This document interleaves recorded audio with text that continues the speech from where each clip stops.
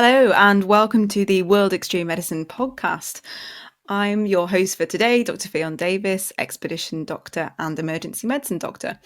So, we're diving back into part 2 of the Everest 2023 Season of Death podcast and my conversation with Dr. Ben Alba, who was one of the base camp doctors for a team ascending Everest this year. We'd already had a fascinating conversation about the trek up to Everest Base Camp and some of the challenges and presentations that he'd already experienced as the medic at base camp. But as the title suggests, that this was a really challenging season on Everest this year, with the highest number of deaths that weren't attributable to a natural disaster on the mountain. And Ben, unfortunately, was involved in some of these deaths, and his experiences, he shares with us his reflections on some of the issues on Everest and some of the major challenges for the mountain as it becomes more and more commercialized and accessible to climbers. So we're going to dive back into the episode. Welcome back to the World Extreme Medicine podcast, Everest 2023, the Season of Death.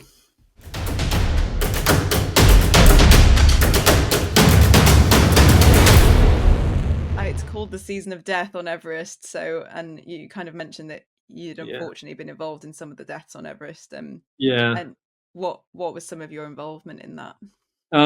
So I was involved at a very late stage with a client. So our team summited quite late in the season. So I think we were like the third last team to summit.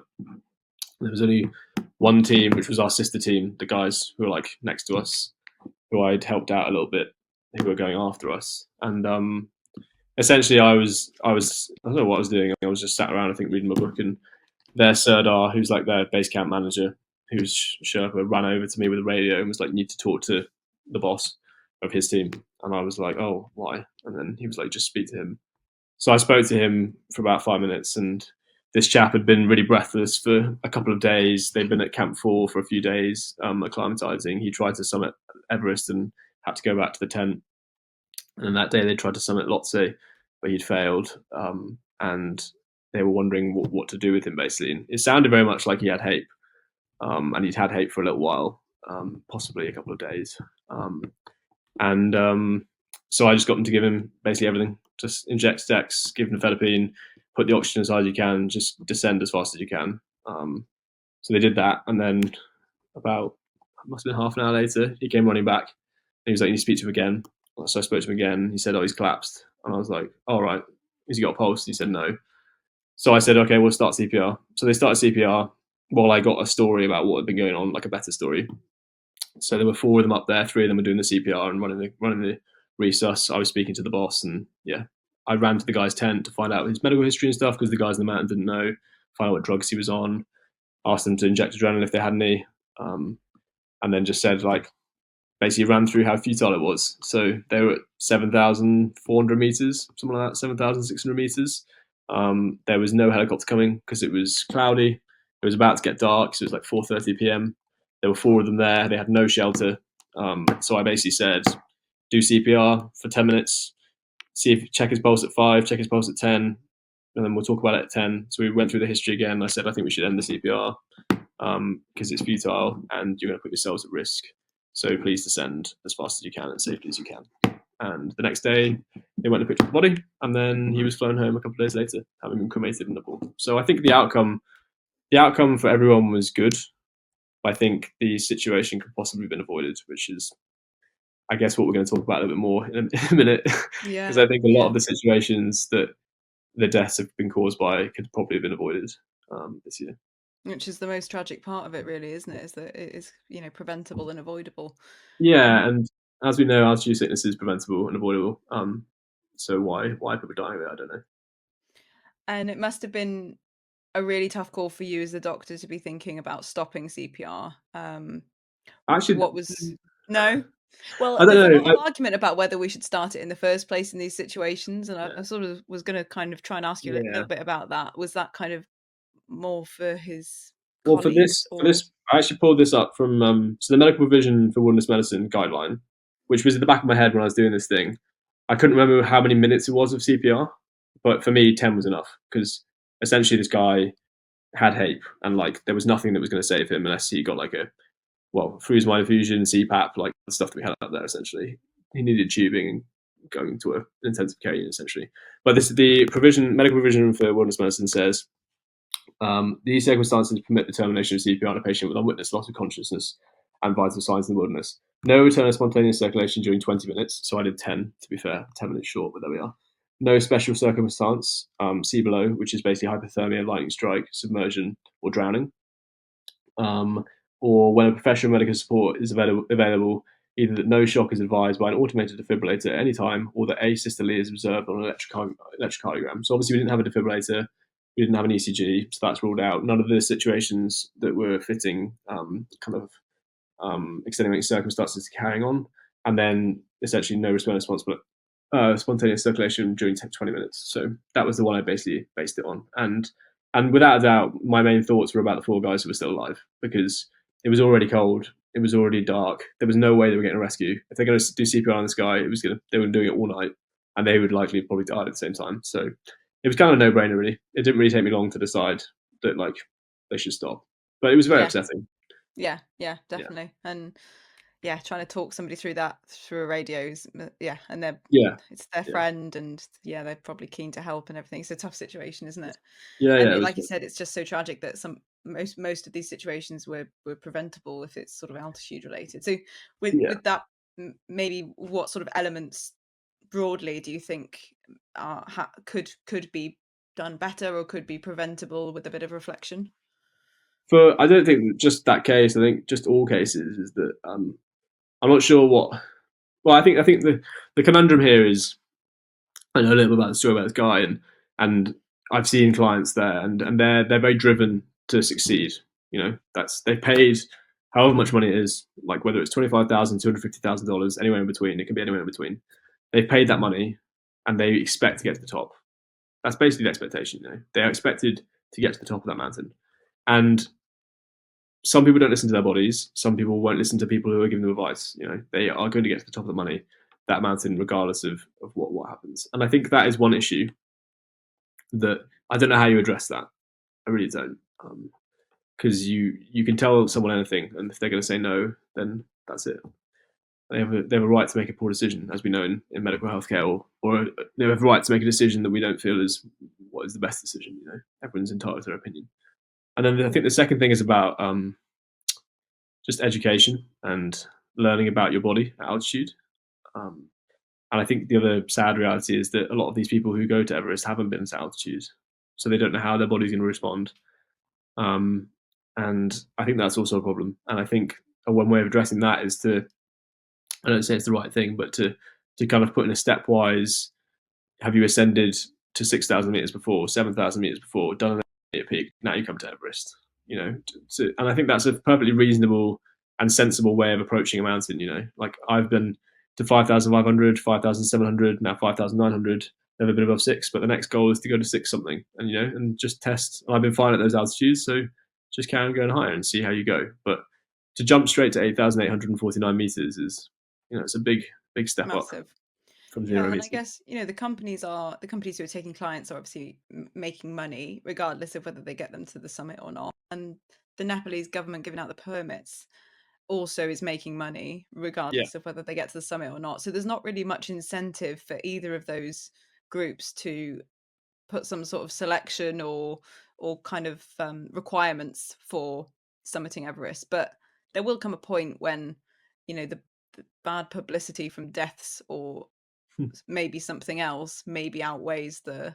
I think that's another issue though, is accountability, and that if you look at the social media accounts so in my essay right at the bottom are all the deaths and all their teams, and the reason I did that was because people need to be accountable, because I'm not saying it's the same teams that are killing people every time, but you look at the history of it, and it's similar teams that are doing the same things and repeating the same mistakes, And whether that's because they're cheap companies and people want to go cheap and it's the cheap people are going, or the people who don't understand, I don't know why.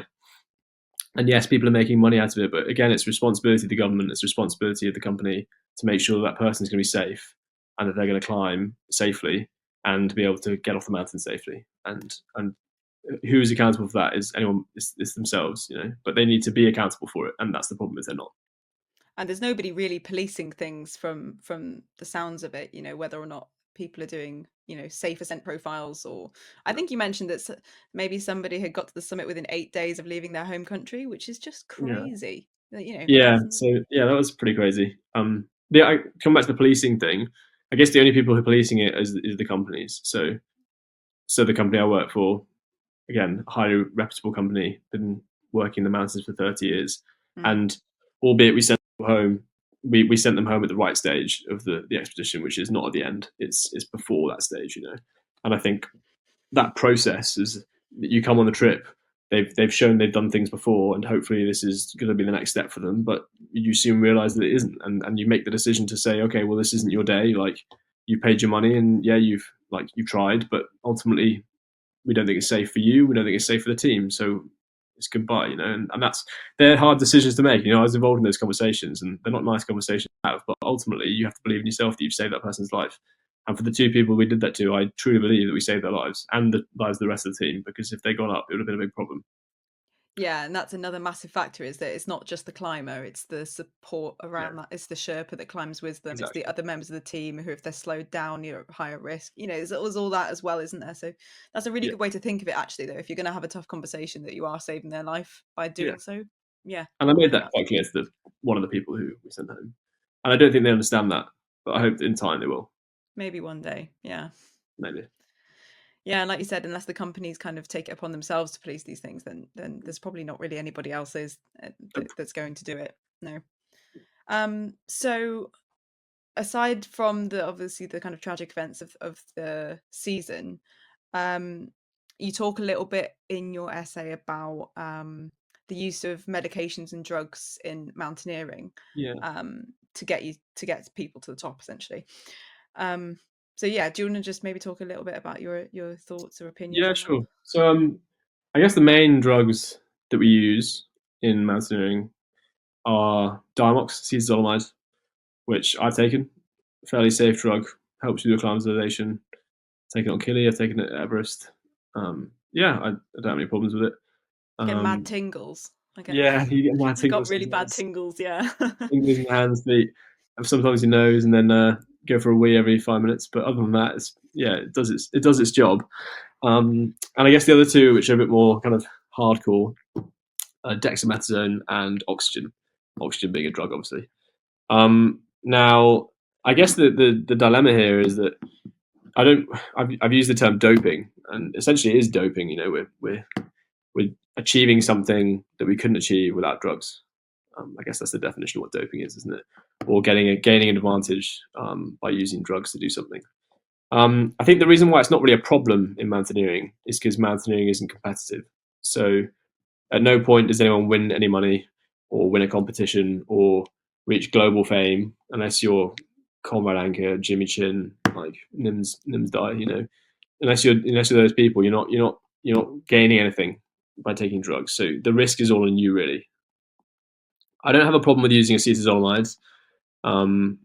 If you're on a limited time scale, I always take it when I work because essentially it gives me the best opportunity of performing.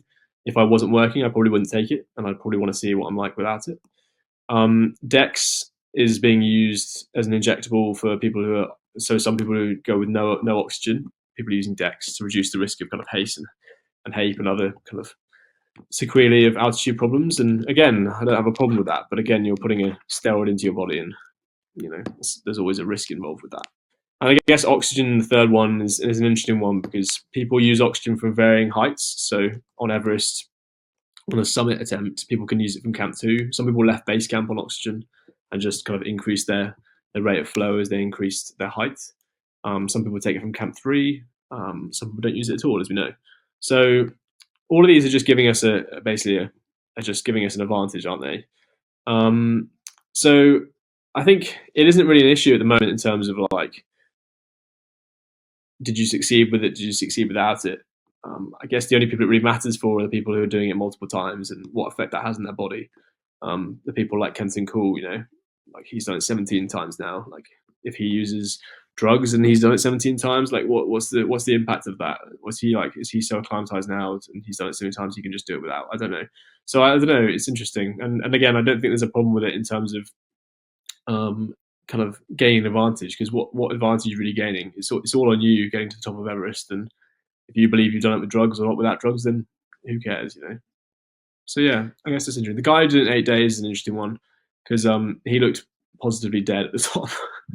But I think I don't know the backstory, but he must have either acclimatized at height before he came, which I don't think was the case because he came from America, so he must have come from work. Or he must have used the hypoxic tent to sleep in overnight, and possibly a hypoxic chamber to train in. And obviously, there's a lot of controversy with the hypoxic chambers as to the kind of the value, whether they work or not. Because I think I read you have to be in it for more than 12 hours a day, so over half the day to actually gain any benefit. And obviously, we don't sleep for 12 hours, so you must be doing extra stuff on top of that. We actually had a guy on our team use a hypoxic tent, and he flew into Namche, which is 3,500 meters, and then quickly ascended to. He went to 6,000 within 4 days, and he said he felt pretty rough, and he had acclimatized to 6,000 on his hypoxic tent. So yeah, how does the hypoxic tent actually work? So you basically it's a chamber around your bed, and then you depressurize it, and it simulates altitude essentially.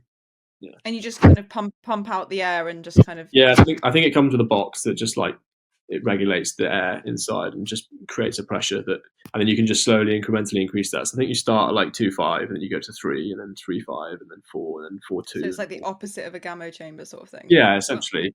And then is it evidence based? Is there any? So I'm the Wilderness Medicine Society have written about it in their treatment in their use for altitude sickness and altitude illness, but they're not convinced that it's good enough at the moment. So interesting. I've not read any papers regarding kind of the pros and cons of it, but from first-hand experience, people have used it. They've kind of had problems with it. Some have found it useful. Some have found it not useful. So I don't know. And then in terms of the medications, what was your sense of how many people were taking acetazolamide or dexamethasone on the mountain to actually get to the top? Yeah, so in our team of 10, I think 8 of them were on Diamox, so acetazolamide, which is fairly standard. And then in terms of Dex, no one in our team is on Dex. In my head, I think the guidelines is that it's only if you've got HACE or HAPE that you actually give Dex. It's not kind of it's not recommended for preventative. It's not recommended as preventative, but you're treating the issue before it happens, I guess.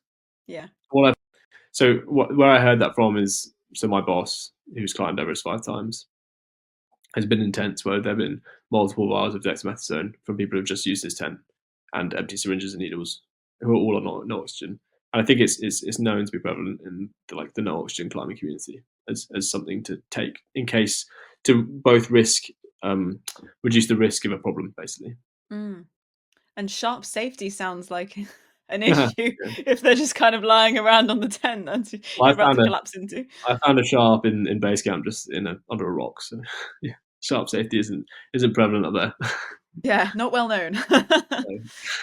Okay, and then I mean, I was going to ask you whether or not, have you really climbed the mountain if you use drugs to do it? But I think that's on you. I think you've already kind of answered that. I think I wrote in the essay, achievement is graded by oneself internally. Only the climber can know if they've succeeded in their aim. And I honestly believe that no one cares. If you want to climb Everest and you want to do it with drugs, be my guest. Yeah. Like you said, it's not a competition, is it? Okay, so then I guess the question to go back to you then is when it becomes a competition. So, for example, 14 peaks, and doing the 14 peaks in a record time. Does it matter then?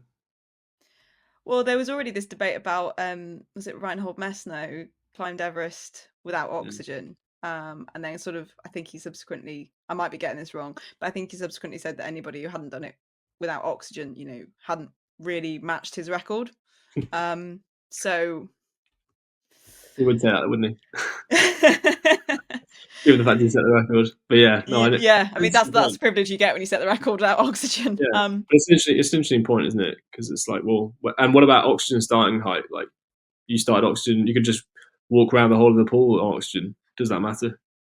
I think it promotes really kind of unhealthy attitudes towards climbing because it kind of gives you the impression that you can ascend quicker and potentially a little bit more unsafer in terms of acclimatization and all of that, because the drugs are going to help prevent mountain sickness, which is not necessarily true, because although we know that acetazolamide helps with sort of prevention, that's not an excuse to ascend like 4,000 meters in a day. you're, you're still going to get on well if you do an unsafe ascent profile. So I think that the attitude it might promote, if everybody kind of thinks that it's okay to kind of just work your way up the mountain, might be a little bit unhealthy. Fair point. Okay, so what about some of the, like, we're kind of getting into it already, like the politics of the mountain. So you mentioned about sharps at base camp. I think you picked up an incredible amount of litter at base camp as well, didn't you? Yeah, I picked up 5 kilos in half an hour of litter, which is a shame. Base camp litter isn't actually that much. That was mainly at the Rock, which is where you kind of get into base camp from, and I think that's mainly just tourist traffic. People coming to the Rock and dropping bottles and things, and yeah, I mean it's not right, but base camp itself is very, very clean, because there is regulation. So the SBCC, which is the Sagarmatha, which is the other name for Everest in Nepali, Sagarmatha Pollution Control Committee. They basically run the bins essentially at base camp. So they require every Sherpa to carry down 8 kilos off the mountain on every trip they do, and to drop it off with them. And they also require each company to pay their waste off the mountain essentially, and that could be anywhere between kind of $3,000 to $10,000 worth of waste kind of paid to get off the mountain, which is carried down. And then there's also a good little recycling center in Namche, which is all the trekkers they can carry out a bag of plastics. It just weighs a kilo, so you can just like pick up 5 and walk out with it, which is really cool. And it just helps to get it off the mountain instead of using helicopters and stuff. So yeah, so albeit I did pick up 5 kilograms at Base Camp Rock, Base Camp itself is very clean.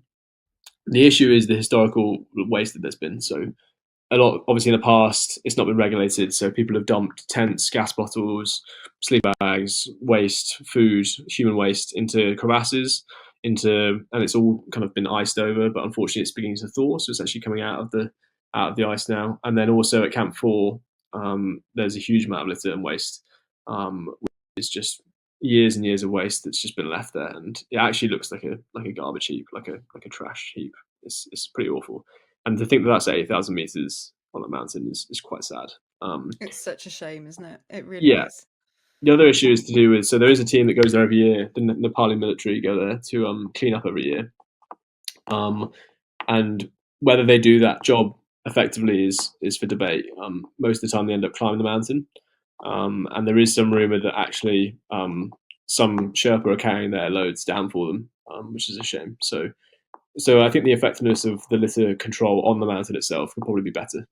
But the problem is that it's split between the military and the SBCC, so there's friction there in terms of funding and wages received and desires. So I think that's a problem.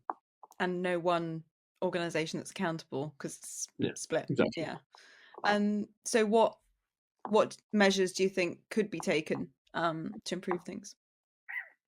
I just think attitudes need to change. I think littering anywhere isn't acceptable, and I think again it's a cultural thing. Like we live in a one use, one throwaway kind of life now, don't we? And that's what you see in the litter. The litter's all plastic bottles, Coke bottles, crisp wrappers, chocolate bar wrappers, that kind of stuff. It's all very easy.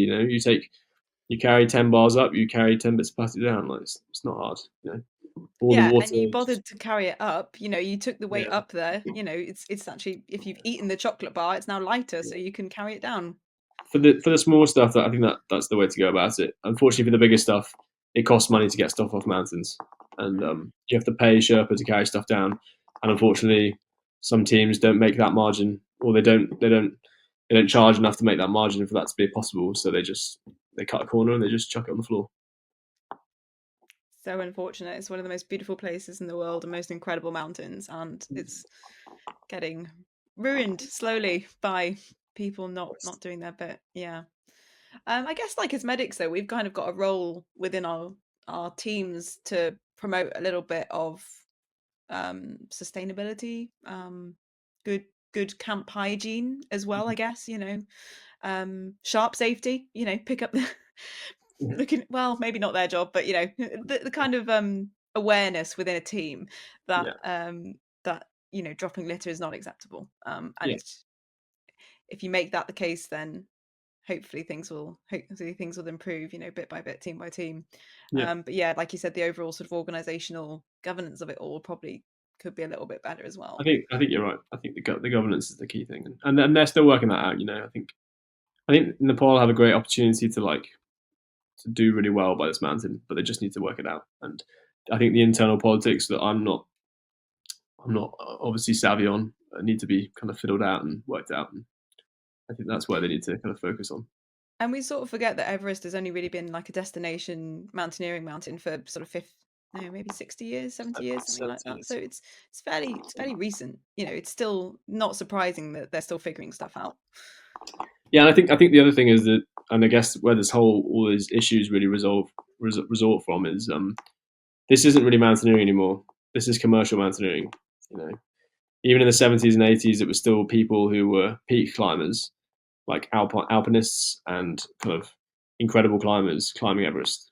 And now we're moving into an age where there aren't any incredible climbers climbing Everest.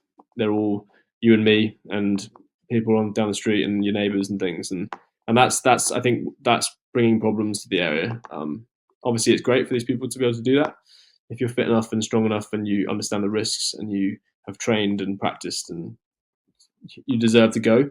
But I think it also brings an issue of the people who shouldn't be there. And again, there's no regulation of that either, as we've discussed already. So No. So one of the other sort of political issues you mentioned, well, it's not really a political issue, but it's just an issue, isn't it? That maybe if there are some teams that are not as well resourced or a bit more on the cheaper side of things, then this may result to critical equipment not being available or not being purchased, yeah, and then unfortunately that leads to theft, which I was actually shocked to read about in your essay, that theft is a problem on Everest. You just think everybody's there, they're in the same sort of community of climbers, and they're all going to help each other out and look after each other and all this, and that's really not the case from what it sounds like. yeah. Well, again, I think that community of climbers again is there to some degree, but again, has been lost because of that. Um, well, it's just essentially that drive to just succeed yourself, and regardless of what the consequences are, regardless of who's in your way, I think that's what's become of it. And yeah, there was unfortunately some theft this year. Our team had some oxygen, some gas canisters, some cooking equipment stolen. So there's actually a some teams keep the regular teams keep storage up on Camp 4, so a place where they leave stuff for next year essentially. And we found that ours have been broken into and stuff have been taken. And you have no way of knowing who did that because obviously there's no cameras, there's no one still up there watching the box. So that's yeah, it's sad to hear. But again, like you say, it's because some teams are unfortunately unprepared, or because they haven't put the effort into kind of preparing for the people, the number they've got. So there was a team with 80 people this year, and I fully believe that they weren't prepared for 80 people to summit, and they were expecting people to kind of fall out and to stop before the final push because they didn't have enough oxygen for people. And yeah, so it's really tricky, Wow. and it's tricky when you can go online, and you're scrounging around on the internet for the cheapest price to go and climb. And I think that's really not the way to do it. You pay a premium because you're paying for a service. You're paying for support and experience in the guides and experience in the Sherpa and things. And if you're just going to pay $20,000 to go up Everest, then and click and buy it online, I think that's the wrong way to go about it. Yeah, and safety. You're paying Yeah. for your own safety. I think what epitomizes the lack of camaraderie between people actually is that story about that chap who was rescued. I don't know if you saw it. The guy was carried off in a Mm, in a foam wrapper. yeah. So he was carried from like what 8,000 meters down to 7 or something, and then had the audacity to not even thank the Sherpa. He No, thanked we the just kind of company that had expected left it. him behind and his sponsors, which is outrageous. Yeah, totally. Yeah. Um, so yeah, and I have heard those stories of companies who are maybe a little bit on the cheaper side of things, and they have to find a way to make it cheaper. So there are things that are cut corners on, or that are maybe not as well resourced or prepared for that other companies may be. So yeah, you've got to question. And if you're doing this as a once in a lifetime trip, which for most people it is, this is like the biggest thing they're ever going to do. Mm. Why would you do it on the cheap?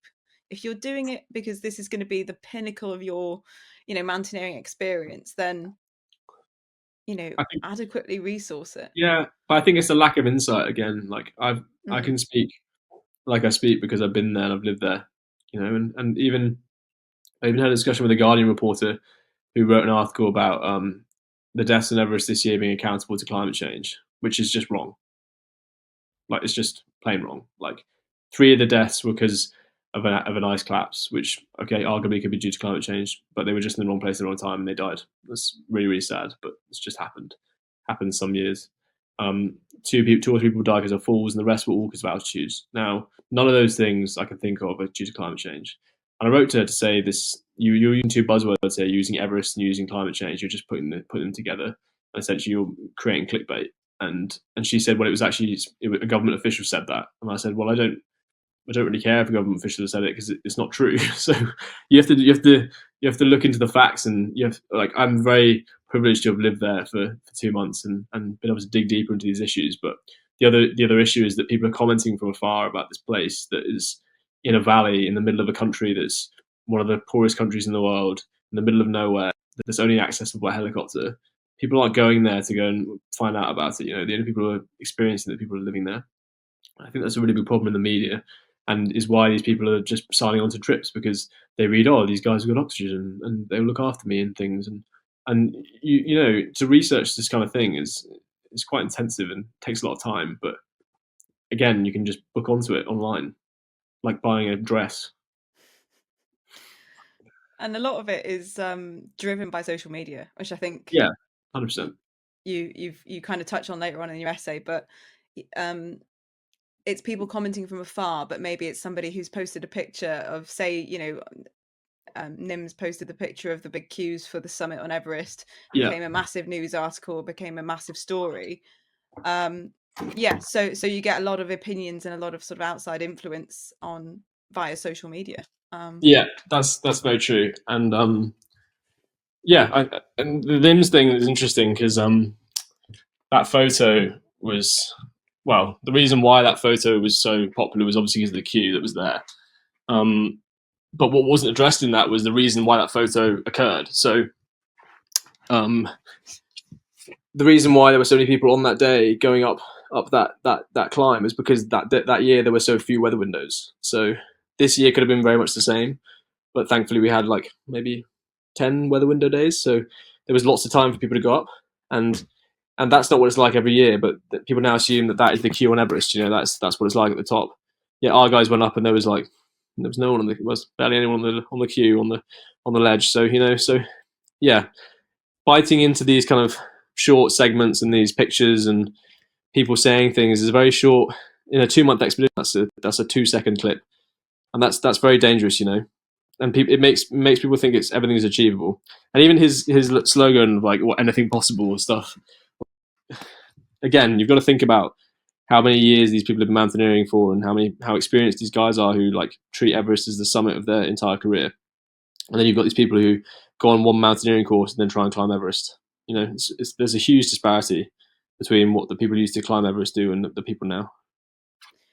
And in terms of the social media kind of influence that it has over Everest, what do you notice about the attitudes of climbers and towards social media? And I guess how prevalent is it to see people sort of setting up a little selfie stick, or Yeah. filming a little thing on to go on their Instagram or whatever? Is there a lot of that Yeah. around?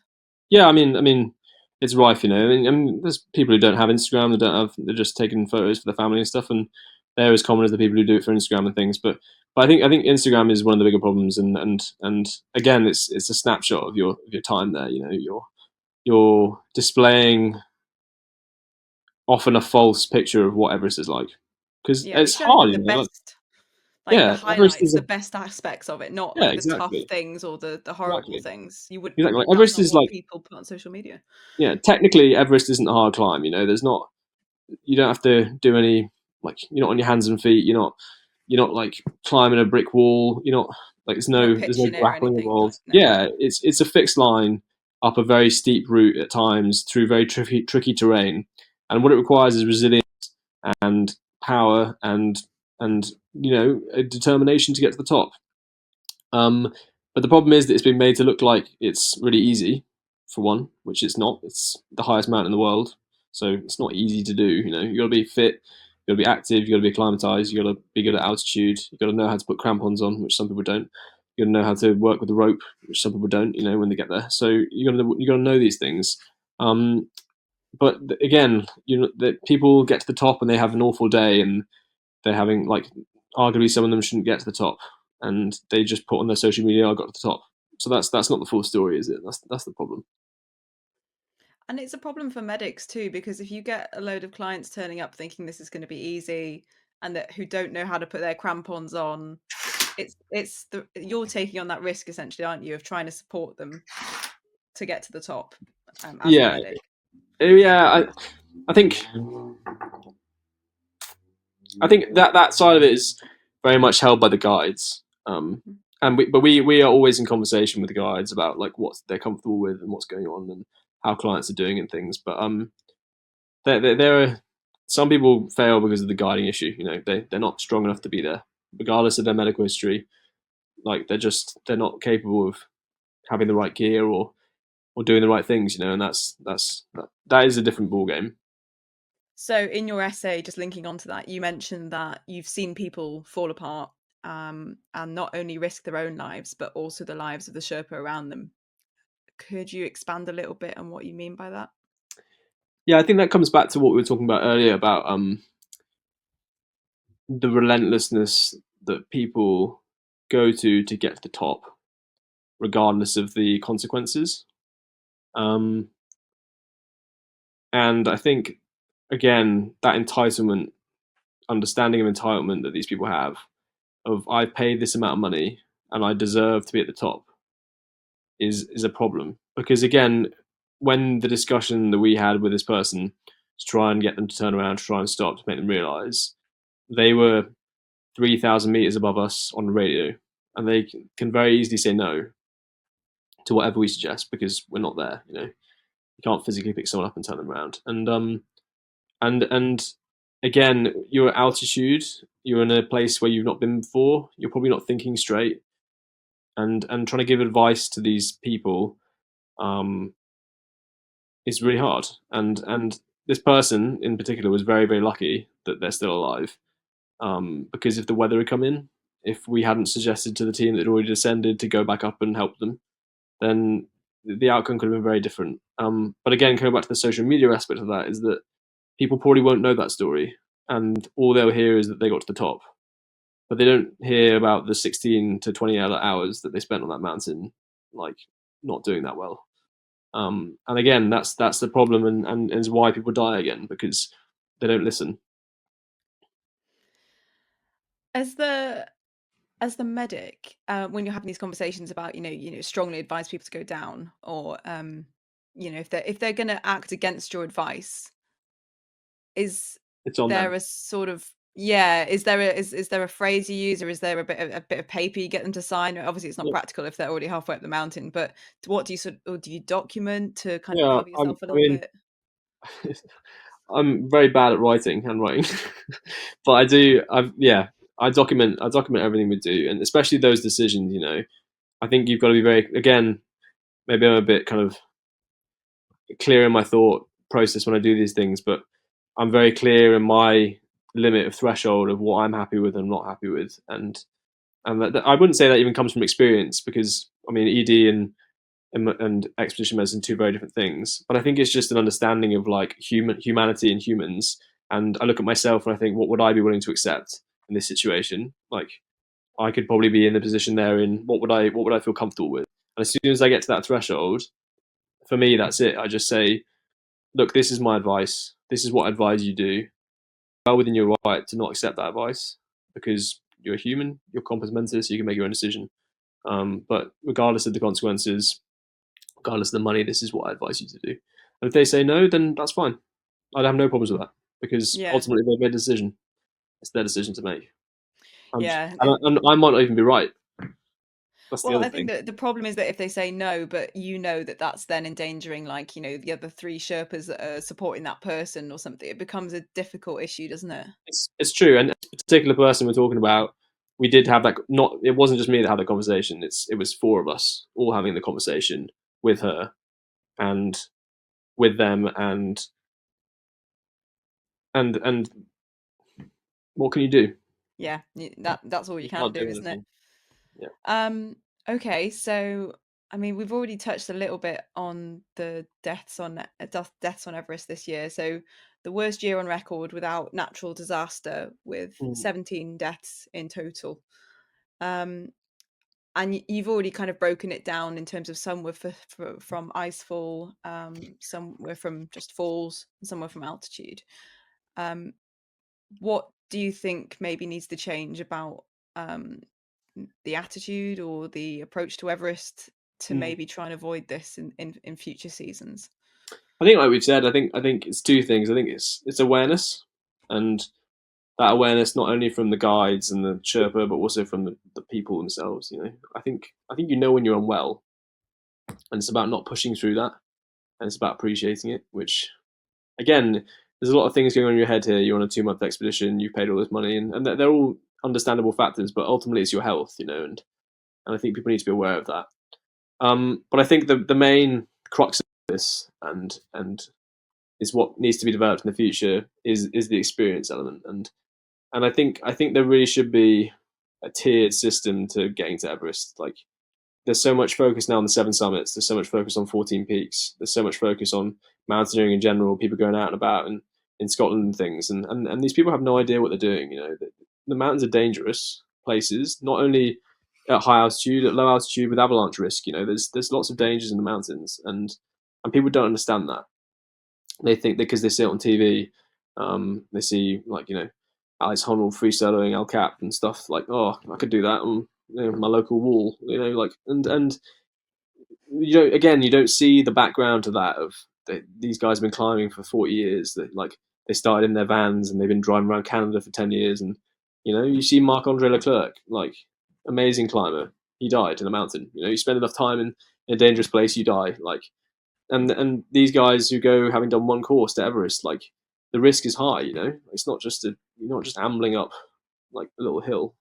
So I think it's an awareness thing of altitude illness. I think it's an experience thing. You have to have those two things and put it together.